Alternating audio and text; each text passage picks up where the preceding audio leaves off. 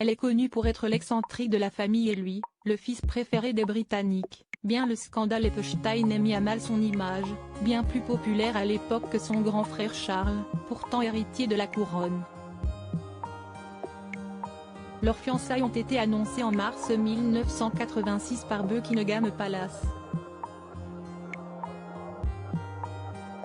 Le 23 juillet de la même année, ils se dirent oui à l'abbaye de Westminster devant 300 millions de téléspectateurs. La traîne de Sarah Ferguson est à peine moins impressionnante que celle de Lady Di 5 ans plus tôt, 5,8 mètres contre environ 8 mètres pour la princesse de Galles. Les deux mariés ont été faits ducs et duchesses d'York par la reine juste avant la cérémonie, mais n'auront pas tout à fait droit au même traitement que le prince Charles, l'héritier au trône.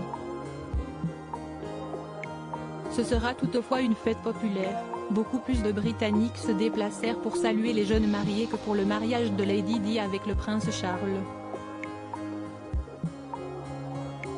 Il faut dire que leur histoire ressemble à un conte de fées des temps modernes.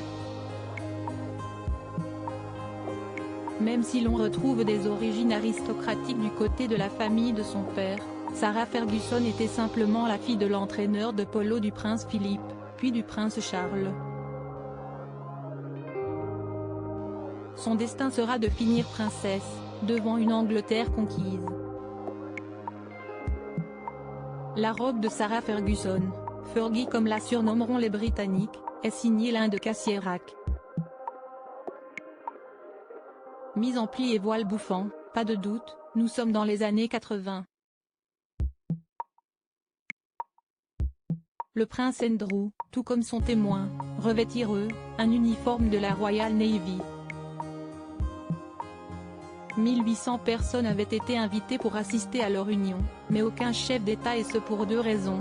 Andrew n'est pas l'héritier au trône et la famille royale est tenue de ne pas exprimer de quelque manière que ce soit ses opinions politiques. CST ainsi qu'au mariage du prince Harry, pourtant très proche des Obama, aucun membre de la famille de l'ex-chef d'État n'avait été convié.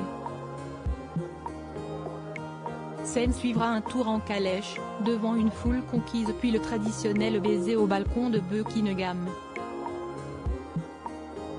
We want a kiss, scandaient alors les badauds, dans une scène qui rappelle celle du baiser de Kate et William 20 ans plus tard.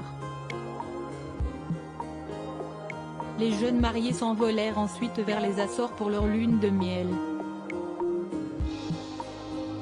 Selon la presse britannique, leur mariage coûta plus cher que celui de Charles et Lady Di.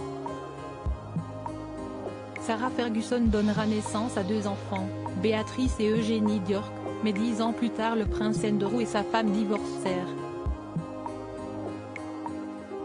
Ils vécurent cependant ensemble pendant des années après leur séparation, entraînant des rumeurs persistantes sur un remariage, qui à ce jour, n'a jamais eu lieu.